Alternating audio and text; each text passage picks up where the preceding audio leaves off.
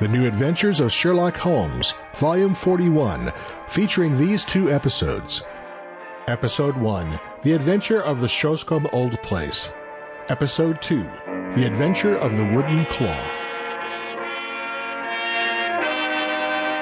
The radio programs appearing in this audiobook were written by Dennis Green, Bruce Taylor, and Anthony Bouche, based upon the characters and suggested by incidents appearing in stories created by Sir Arthur Conan Doyle in his Sherlock Holmes detective novels, featuring narration by John Stanley as Sherlock Holmes and Alfred Shirley as Dr. Watson.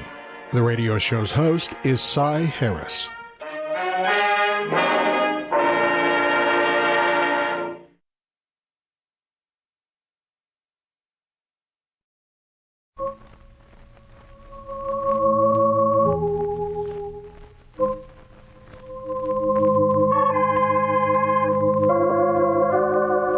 From New York City, the makers of Clippercraft clothes for men and 1,036 leading retail stores from coast to coast present the world's most famous detective, Sherlock Holmes.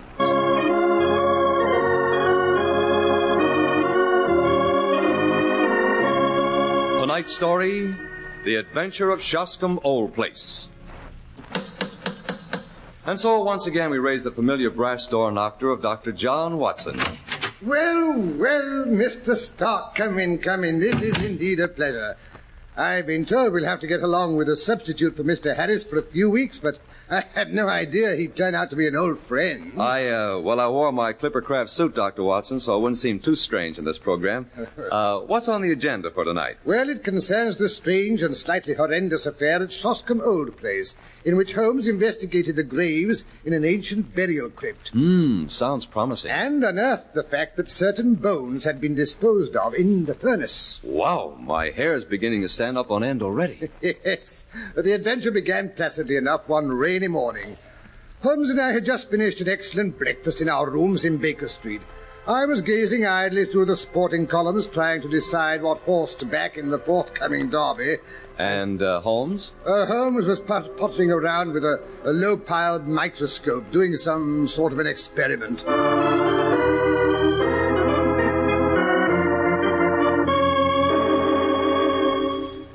Daredevil quoted as favourite, eh? Up and atom, odds 10-1. Shoscombe Prince, 40-1. Wonder what's brought the odds down on that horse. Aha! Glue, Watson. It's glue. Jack Horner and Break a Day. What did you say, Holmes? I was merely telling you the phenomenal fact that the microscope showed that there's glue in this bit of dust. Glue? What difference does it make? Glue or paste or even sticking plaster? Can't you see I'm busy? Lucky lady, pride of Cornwall. The fact that there is glue in this dust is going to cost a man his life. And, I say, cost a man's life?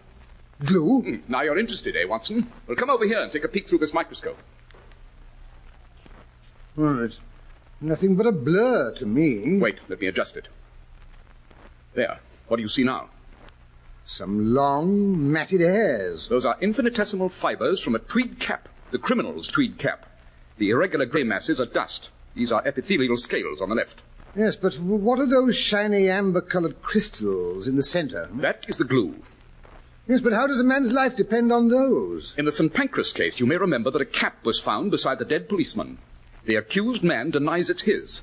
The stuff under the microscope was taken from one of the seams of that cap and proves the man was lying. But how? The man is a picture frame maker who habitually handles glue.